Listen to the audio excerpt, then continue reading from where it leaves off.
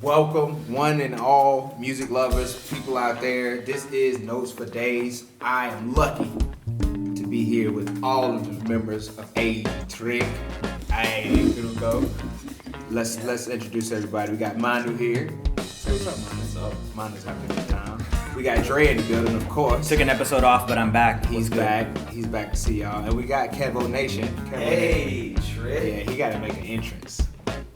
And of course, you got your man, Adrain here. AD. Thank you for being here. Thank you for being here. Thank you for listening. Hopefully, at this point, we've heard our new song, Hueman.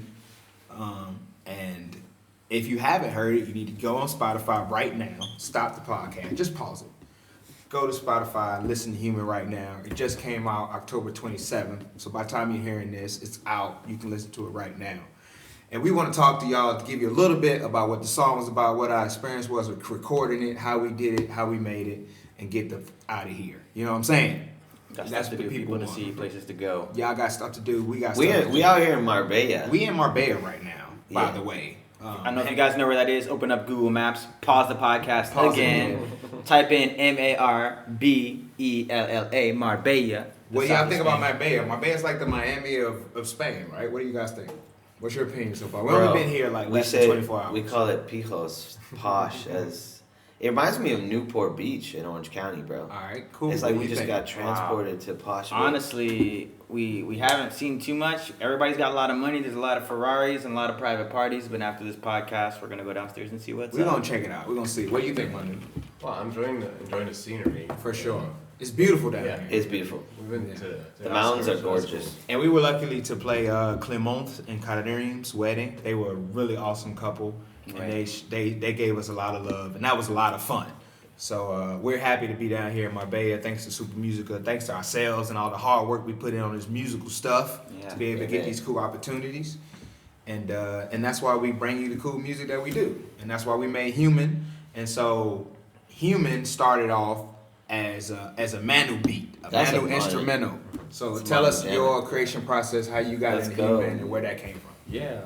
Let's go, Manny. Well, I think at the time I was pretty influenced by what Schofield did first. It was in John Schofield and his Uber Jam kind of vibes, you know, and drawing on funk and melodic content as well. So I was thinking very vocal when we're writing those melodies, right? Yep. Which just made sense when it came to harmonizing and putting your vocals in, you know. But yeah, I envisioned that as a jazz fusion vamp, blues jazz vamp, right? So do you think we messed it up, or did we do what you? No. We took it different. Manu hates the song. He really thinks we messed it up. It's over. Totally took it to a different spot, and it's nice. I like what we did. The lyrical content, everyone's playing on it. It's Nice. It's going places. Hueman and me. Everybody's playing on it. So this is the first record where Dre is officially playing on the record, thank God. And we can get rid of my drumming. My drumming's not bad. And Kevin's program drums. But this is the... Before. Yeah. Then you gotta. And then you gotta. Yeah, this was before that. I'm not gonna let you guys know what that song is. Yeah, this was actually the first take that I'm on, top to bottom. A little bit about this process. Manu had this skeleton beat that he brought to a rehearsal after one of our rehearsal jams. And he was like, well, what do you think about playing? And I said, first, can you take the drums out? I don't want to. I don't even want to hear the drums. Because when people send me songs that they want me to play, I hate to hear what they have already played because it stains my own imagination. And I don't want to hear your imagination. I want to hear my own imagination. I want to see your painting and think my own colors. So it's hard sometimes to see someone else's painting and them give you colors. So I went home and I took that for a little bit and I listened to it, came up with a few beats, broken beats, everything linear, no two limbs touch at the same time. No, it's all linear drumming. Then the hits were kind of boring. Linear drumming means no two limbs will touch a drum at the same time. So if I play a 16th notes, cha-do-do-do, it could be hi-hat, snare, kick, kick. There's never kick and snare together, 1 and 2. It's no rock beats. It's never snare and hi-hat together. They're always separate. And why'd you go with that type of style? When I heard this song, I didn't think Schofield. I actually thought Mike Clark, Paul Jackson. I was hearing like West Coast funk, but at the same time a little bit of David Garibaldi. Ooh. And I was trying to think of horns, stabs, and Tower of Power, which is funny that now we have it in this song later. Right. And I really was trying to emulate that sound and also have the drums not be too basic, right? But at the same time, a basic feel, and it turned out well. Awesome. So, Kevo, what was your experience with Hueman, and how did it feel to you? And you also heard it with me, with Dre, after Manu had already laid it down. So, what was your experience with it? Yeah, was that like a Logic beat? Yeah, for sure. It was like a Laroche band, maybe. Logic with the drum simulator thing. They were straight. Yo, bro, but sometimes you can hit follow on that thing and it's kind of fun. I mean, it's a robot, but I could get the job done. Yeah, for sure. For a demo. So, yeah, for sure. Yeah. So the skeleton was there. I liked it. Yeah. The hard part for me is like trying to like you said, try to cop onto someone else's style like that. Like especially when he's playing the bass line. Right. So I'm doubling what bass line Manu wrote. You're playing what Manu wrote, but also what you're thinking at the same time. Right. Trying to find my own creativity through his process. Common ground. Right. Exactly. And between you as well. I guess that's my job, really. For sure. So I guess that's my job, to find the common ground between Dre and Manu and you. Do you feel like you found that? Yeah, totally. Nice. Totally. Of course, KS. Of course, KS. So, like, my experience, like, as a songwriter, a lot of times I want the whole thing when I get it, right? Somebody give me a beat, it's like, yeah, I want to hear the drums, I want to hear the bass line gonna be, so I can write to that. That's the human in you. That's the human in me. Hey.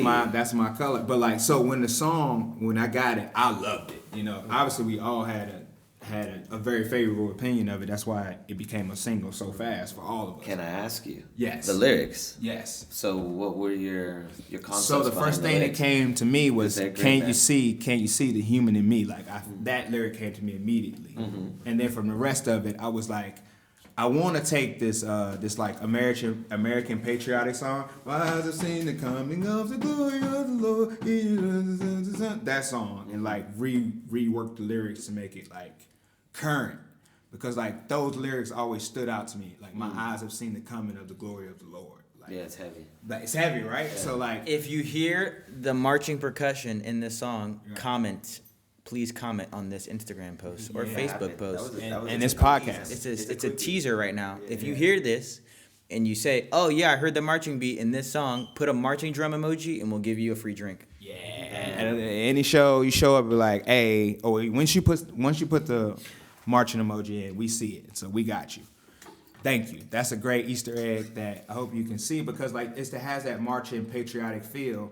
But it's more, it takes it outside of this American system of idea and puts it into like, we're all humans, like, and hue with the essence of like, have a color, have a identity, have a brand. And with the A-Trick brand, as me and Dre talked about in the podcast earlier, it's like we're very aware of like the colors that we put into what we're doing, and like the hues that we show to you guys, because like we want to give you something that's like really earthy, really like home feeling. You know, that's why we got that Vino Tinto, that bright Valencian orange to remind you of like where we are, what we're doing. So, wow, Hueman. Wow. So we got this new single, and what do you want the people to take away from this song? That's a good question. Yeah, good question. I think there's a good part of traditional funk that's going to be people who love that are going to hear that in what we do, but there's a progressive aspect to it, and like I think people who are, I don't know, interested in the harmony, maybe they'll get a vibe from it, I think. But when we go live, we're about to beat them up with that. Yeah. We're gonna get funky. It's one of my favorites to play live for sure. Yeah, it's gonna be a show. One thing I would like to add about, so what do I want the people, the listener and the audience, to take away from this song? First of all, I feel like this is our first song that is not a commercial song that you guys will be hearing. It's 100% almost a live emotion in a recorded song. Yeah. This isn't your typical ABBA track. There's different solos, there's different transitions. We're kind of taking it to the next level as every recording. We're changing instruments. We're adding mics. We're adding drums. We're adding elements. We're adding horns. We're adding piano. Now we're adding sax. Now we are adding flute. Estamos añadiendo muchos instrumentos. We are adding a lot of instruments. So this is going to be a whole new color for you guys. So I'm curious to hear the same feedback from the same A&Rs, the same blogs, the same radio stations, the same daily listeners, the same monthly listeners, how you guys will receive this, because it might wake you up in comparison to our other tracks. You might be sitting down and hear All Around, and then Hueman comes on. Maybe you start typing faster. Maybe you work faster. Maybe you can clean the dishes to this song. It's a totally different element. Right. So I'm curious to hear how you implement this song in your daily lives. Hey, nice. That was amazing. Thank you, everybody, for all your contributions, because we're lucky to share this with all of y'all. And like Hueman is a song that when I wrote the lyrics, it was all about us. It was about our shared experience, you know? And we were lucky to have some amazing feature artists on this song. Wow. And so let's take a moment and shout out them and our experience with them. And I can't wait to bring them on the podcast to talk to y'all. Specifically, I'm talking about Mr. Josvi Munoz, and I'm talking about David Sam. Yeah. And Sam and Josvi, I'm sorry, I don't know your friend's name that also played on the song. Tony. Big ups to Tony, who also played on the track under Josvi's direction, under his studio. And let's take a second to like big those guys up and like bless them for everything they blessed us with. So what's been your relationship with David? And David's played on some other stuff with us. So tell us about your relationship with David and how that blessed this song. Well, great. Yeah, I met him through the blues jams. And I mean, he had the full grand piano out there, and he was just slaying them. Right. I mean, he was on it. I've never seen anyone put that much heart and soul into a piano like that. I mean, and such a purist with the blues. And it was cool to get him mixed in on it because he changes. He's a chameleon a bit. Yeah. He can kind of change roles, knowing where it fits. He made the song spooky, man. He did, dude. He did. He gave us full Spooky Mansion. He gave us full Spooky Mansion right in time for Halloween. Like, nobody had any idea that it was going to work out like that, but it totally did. And so, big ups to David. And wow, yeah. And David, he's one of the hosts at the Black Note Jam, right? Mm-hmm. And so, every Wednesday, if you want to check out David and everything he's doing, he's hosting there. And he's doing a lot. He goes up to Barcelona like every weekend to play, right? Yeah. He's playing with our boy Christian. He's a flamenco guitar player. Awesome. Yeah. Well, yeah, big ups to David, and David has blessed us before, but we're so thankful to like put out a track that has David on it, because David is definitely a satellite member of this band in a lot of ways, and he's blessed and contributed to us so much. So thank you, David. Josvi, when Josvi initially was gonna get on 2 tracks that we did, which the other one is coming soon. First you got a and then you got a Pa flipar, sasoke. Yeah. Josvi is awesome, but Josvi ended up on the track because like he was just the only person that was really willing to do it. You know, like we're a new band, and like we've been like really working on our sound and like working on our reputation, honestly too, and like just working on our relationships with other members of this community. And Josvi was just like one of those people that was just like so hyped to do it. Like when he heard our music, he was really hyped to do it. Manu, you talk to Josvi the most, so what's been like your relationship collaborating with Josvi in his studio and everything he's got going on? I mean, unfortunately I haven't been out to the studio yet, but my working relationship with him, at least in the process of these 2 recordings that we have, the 2 songs, but especially Hueman, was flawless, man. He was just spot on, sent me intermediate versions, and we talked about stuff, and it was great. I think what he brought in the duo, the work these 2 guys put into, I think it's a surprise. You know, it's. So what all did Josvi add to the track? Well, he wrote for what I would say like 7, 8 instruments probably. Right. Yeah. Recording himself probably 4 on each song, and three by Tony. Bass clarinet, flute, tenor, alto, and then Tony was on trombone and and a flugelhorn. Yeah, 7 parts. 1, 2, 3. Yeah, 8. Yeah. So my question to you, Dre, is when we gonna finally get you on some wind and horn instruments? Because like you play wind and horn instruments, and I'm gonna just call you out in the middle of the podcast. Shots fired. All right, if we do some ragtime or some or some, sorry, I just hit the porn bar mirror. or some second line drumming or some New Orleans beats, I'll definitely bust out the clarinet or sax. But we need to get some we need a second line song.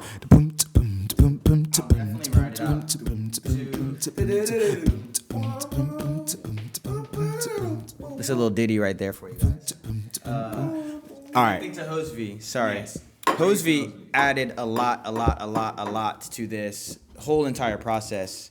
As a fellow Berkeley, Boston alumni grad, an arranging, composing, performance, his composing and arrangements were flawless. He wrote it all on paper. He recorded everything down stem by stem, messaged everything, mixed, compressed everything, recorded videos, came to the rehearsals, played a few weddings with us. It was actually very professional. We had reached out to a few others, but it's very hard when you have an established group and you reach out to others that want to be a part of the project, and some people who you think may fit musically don't fit personally, and people who you may not know personally, who you didn't have a relationship with, but musically he fit. So sometimes professionalism is good. It's not about having a band of friends. It's about having a band of professionals. And I feel like what Hosevy bought was extremely professional, and he's even gotten gigs out of it. And he made us play even better. Yeah, and it's so crazy that, some other work that he put in, like, we came to him, like, the day we heard it, some of the other stuff he did was like, no, we don't like it. He was like, just sit on it, bro. Just sit on it. And then, like, a week later, I can't stop singing his part. So, same. The man knows what he's doing. He's a very talented, very, very talented, both of them, David and Hosevy, and we're so lucky to have them featured on this song. And Tony, and shouts to Tony. Can't forget you, Tony. Thank you, man, for playing on the track.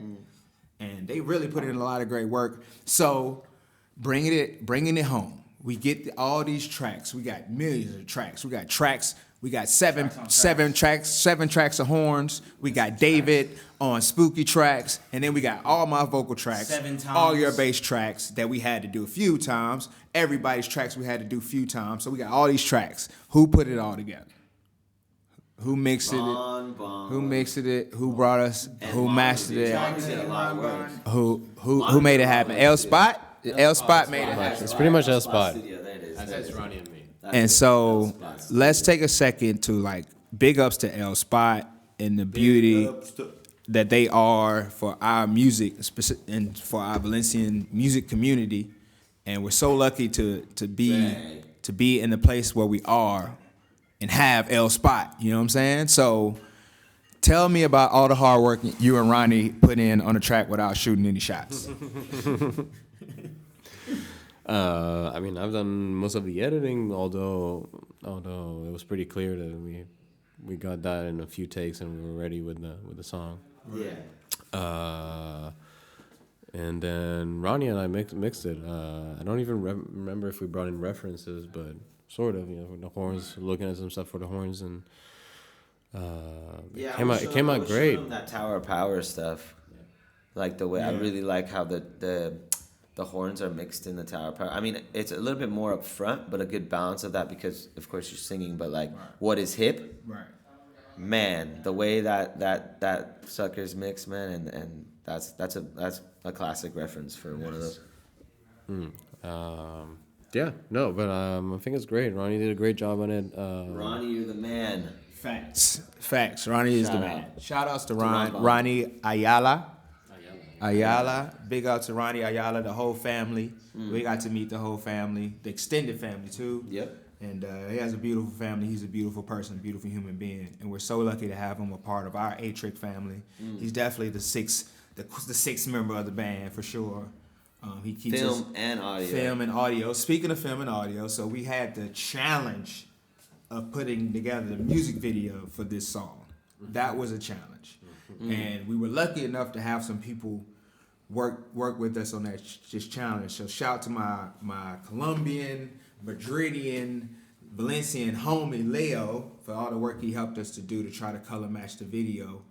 And we ended up, like, Manu and Ronnie ended up putting a lot of work in on the video. So to make the video actually work for you guys, so we can give you guys a full performance video of the song, because we wanted you to see how many different people were, like, involved in playing and making this song. Yeah. And so that was a very important reason for us to do a performance video of this song. Of course. And so, but we had to get the colors right. And thanks to Leo, thanks to Ronnie, thanks to Manu, we were able to, and L Spot, we were able to get that together for y'all. So I hope you enjoyed the video. We hope you love the song, right? please give a shout out. If you don't like it, that's cool too. That's fine. We're gonna keep making more. Yeah, that's gonna be plenty more. This is just the start of A-Trick. One of many. This is our we're branching out and we're just giving you all the taste. But this is gonna be, I mean, what I was saying, I was like, if we're gonna do funk, let's do it. Let's do it right. And let's You get said the. that. I did. You and Kevin, I was persistent. I was a bitch about it. Kevin was a really, really persistent about us doing a funk jam. I was. Excuse my French. And but- that's why, that was one of the reasons why Hueman actually really happened the way that it did. And we got Hosey involved. Because Hosey was totally your idea. Mm-hmm. You know, having Hosey involved. Actually, David and Hosey, they both came from you. Yeah. So you get all the credit for that. No. How do you feel about that? No. You should take credit for that because they're great. Okay, well, I didn't know it was gonna turn into how lovely it was. I just picked.